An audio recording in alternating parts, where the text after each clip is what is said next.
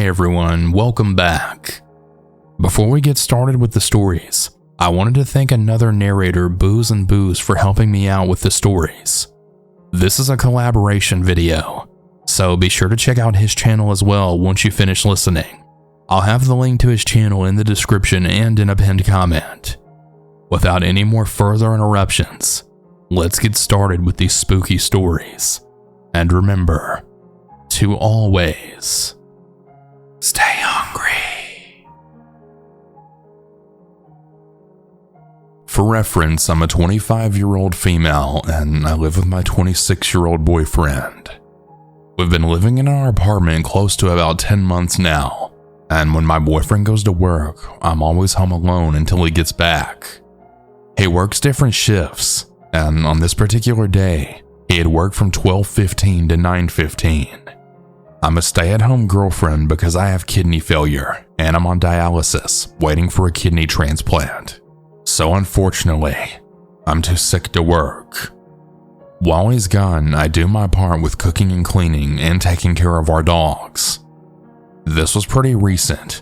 It only happened a week ago, so the details are still pretty fresh in my mind. My boyfriend left for work at exactly 12 p.m. and I was laying down in bed when I got a ring notification that there was motion at my front door. I immediately checked it, and I saw that there was a man standing there, and it looked like he was jiggling the handle. But then my dog started barking, and this seemed to spook him, so he ran off on the dirt area behind my patio. I called my boyfriend to let him know, and he had asked me to call our complex manager to have someone drive over on the go-kart just to make sure the man wasn't lingering around. I said okay, but I said that I wanted to double-check the front door before I called. We also have a gun, so I grabbed it. I really trusted my woman's intuition on this one, and I walked to my front door with my phone in my other hand. I'm watching the camera feed as I'm walking, and everything looks clear. But as I get right next to my door, I had heard a beeping sound, then what sounded like an electric drill of some sort, and the sounds of someone messing with my door. Now, we have a small window next to the entrance, and I'd peeked out, and I saw the same man from earlier right there. He's messed with my camera somehow so that I couldn't see the live feed anymore. I then immediately called 911 and put the phone to my face, as I held the door lock with my left hand and the gun in my right hand. As it was ringing, I had yelled out, "I have a gun, and if you come in here, I'll shoot you." He may have thought I was bluffing, because he still didn't stop trying to get in. Once the 911 operator answered, I gave my address, and I said that someone was trying to break in, then gave a detailed description of the guy. This had seemed to scare him because he stopped, and afterwards it was very quiet. The operator said that the police were inside the complex, and an officer finally came to my door. They searched all around, but they couldn't locate him anywhere. This is why we're thinking that he may live somewhere in the complex. Our complexes are gated, and there's only two ways out. One is right past the main office that has cameras, and the second is in the back near our apartment. They believe I was targeted since I'm always home alone, and that whoever it was may have been watching me for quite some time. They also believed that he knew what he was doing because he had used a device to disable my cameras, and because he had a backpack, they believe he may have had his tools that he used to try and get in my door, and God knows what else. It really makes me sick to think that if I hadn't gotten up to check the door or had my phone with me, what really could have happened to me had he gotten in. Our lease is up in 2 months, and we're planning on moving out. This was my comfort space, and it's an awful feeling to not feel safe in your own home. I'm constantly on edge now. Every noise makes me jump, and I can't walk my dogs in peace with the fear that he'll be back to finish what he started. Always trust your intuition. It'll definitely save your life one day.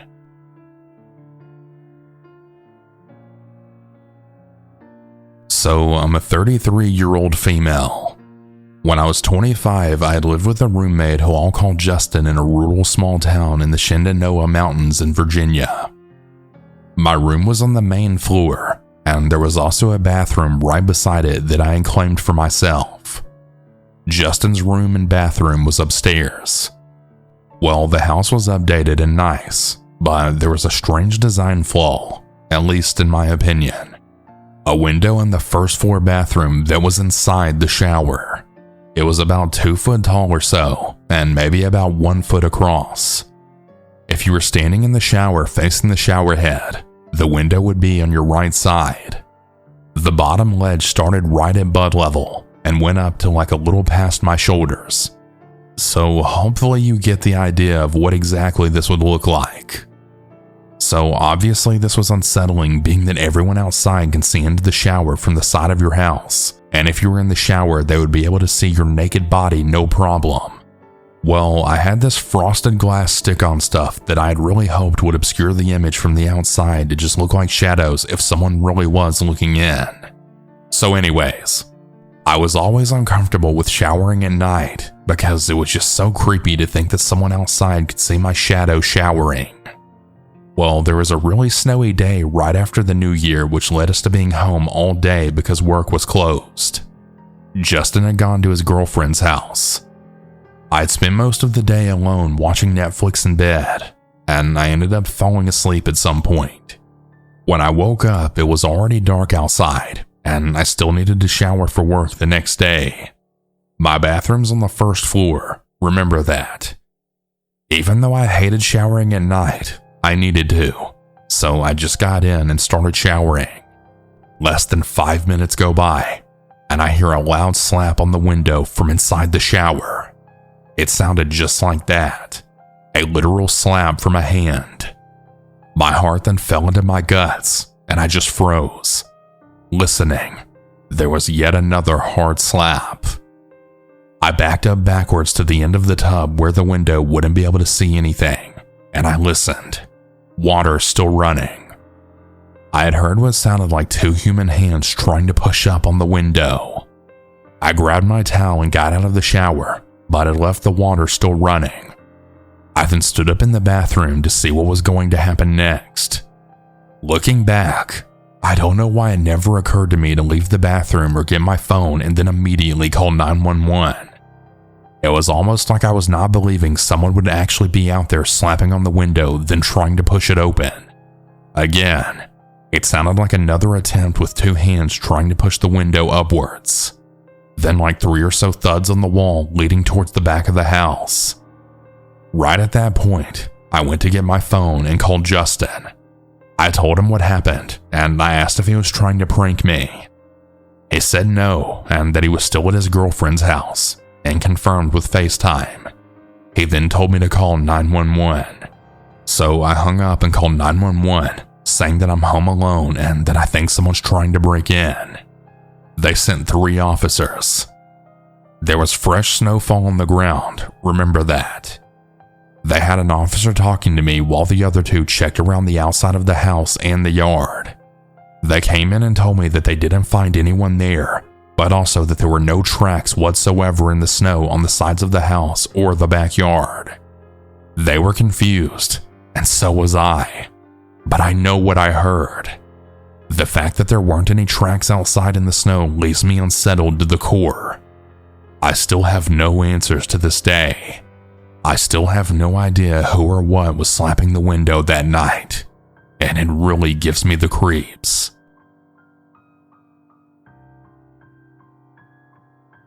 This incident occurred when I was 21. I'm a guy, by the way, and it was right before Christmas, so it wasn't a good way to start off the holiday season. I was home alone one night around 1 in the morning in my room laying down in bed. I was just about to drift off when I'd gotten a notification on my phone about someone at the door. When I opened the door, there was a person standing right at the front door wearing a ski mask and holding a handgun. Yeah, as cliche as it sounds, that's what I saw. I pretty much immediately went into panic mode. I then got out of bed, put on my shoes and jacket, and left the house. I didn't put on any pants on because I didn't want to waste time, but I still had my tighty-whities on, thankfully. Anyway, I very quietly went out the back door. When I got outside, My legs got cold knowing I didn't have any pants on. I got to the sidewalk and I ran like hell to the police station, which was only about 6 blocks from my house.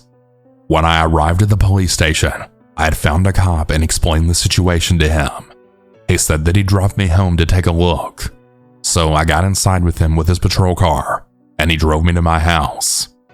A little bit after we arrived at my house, the cop went into my house, and after about 5 minutes, he came out with the guy in handcuffs. I then got out of the car and approached the officer and the guy. I couldn't believe what I saw. The guy was a former coworker of mine who got fired, and he claimed he wanted to come to my house in the middle of the night to shoot me in my sleep. This guy had actually got fired for stealing money from my job, and I had gotten a video of him doing it, and I had showed it to my boss, which is how he got fired.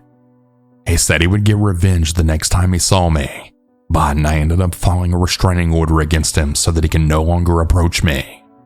I haven't seen or heard from him since, and I hope that I never see him again. It was a pretty late evening alone in my dark little apartment. The building lights went out, and I forgot to get some light bulbs from Lowe's earlier that day.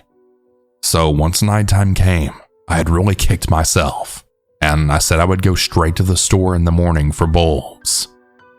As I had watched YouTube on my TV in my family room, I was listening to Gordon Ramsay's of Hell's Kitchen, which was a really good and funny episode where Gordon was about to go off on a cook who had screwed up his meal. Anyways, I'd hit pause and I went into the bathroom. When I came out of the bathroom, I had heard weird sounds coming from the door. I slowly made my way towards the door, where I heard a man's voice that then said, "Look, this is the home we're gonna rob. No one's here." I gulped and grabbed my phone and then shouted at the man through the door, "I'm calling the police! Go away!" I heard silence and then a door slammed shut. I peeked out of the window and I saw a car then speeding away. I had no idea who the person was, but then it hit me. They must have thought that I wasn't home since I didn't have any lights on. I also want to add that I have a friend who got robbed just last month. I ended up keeping the TV on the entire night just to make some sort of light so people knew I was home. The next morning I was woken up to a loud banging on my door, and it was our neighbor. He asked if I was okay, which I said yes. He then went on to tell me that he had heard voices late last night, and he actually heard me say that I was going to call the police. He said that he saw 2 men run outside and then get into their car, then speed off. I was a bit freaked out by this. I heard that there was a break-in a few streets away where 2 men actually beat a man into a coma.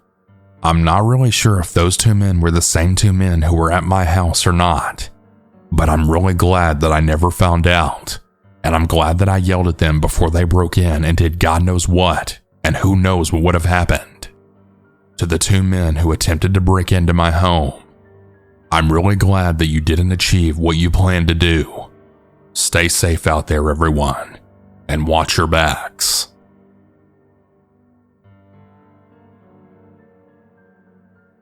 This story isn't mine, but my boyfriend's. But for better understanding, I'll be telling the story from his perspective.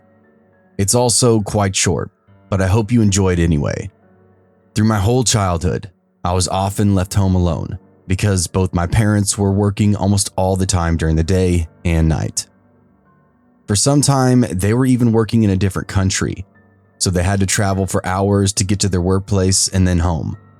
I've got to tell you, I'm a logical person. I don't believe in paranormal stuff or ghosts, but I still can't explain this one weird thing that happened to me.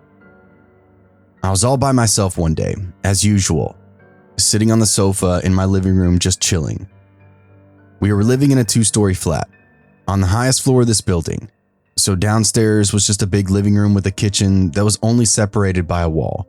Then next to it were doors to one of the bathrooms and my sister's bedroom. When you go upstairs, on the left was a slide door to my bedroom, and on the right, there is this corridor-like room that gets wider on the end of it. It's kind of hard to explain the layout because it was literally a corridor that had a room at the end without any doors separating it. It was my parents' bedroom. It also had access to the second bathroom. So I was sitting on the sofa, scrolling through my phone, when I started hearing footsteps upstairs. It sounded like someone was walking down the corridor, and then they suddenly stopped. I was kind of taken aback by this, but I have this small Chihuahua dog named Misha, so I immediately assumed it was her walking around. I turned to my left, and to my horror, I saw her sitting by the stairs in the same room I was in, looking at me. I felt dread wash all over my body as soon as the realization kicked in. Then out of nowhere, I hear loud running upstairs and the sounds of paper falling from the shelf. Then it was quiet again. My dog was also startled. I couldn't move for a while. It felt like hours, but probably was only a minute or two. I assumed someone must have broken into my home. I went quietly into the kitchen, grabbed a knife to defend myself. But when I got upstairs, there was no one there. I checked all the rooms in my home twice. Nothing. There were papers scattered on the floor everywhere. I thought that maybe it was just the wind, but I checked all the windows. Closed. Not a single window was open at the time, so it could not have been the wind. Also, I swear I heard those footsteps so clearly. My dog even got scared by it. It couldn't be a person either. All the rooms were empty. We don't have a back door, and we live on the 4th floor. If someone was there, they would have had to escape through a window, which was still closed, or get past me to the front door. Nothing even remotely close ever happened like that again. Nothing paranormal happened either. It was a one-time thing. I am not the type of person to get startled easily, but it still gives me the chills every time I think about that one day.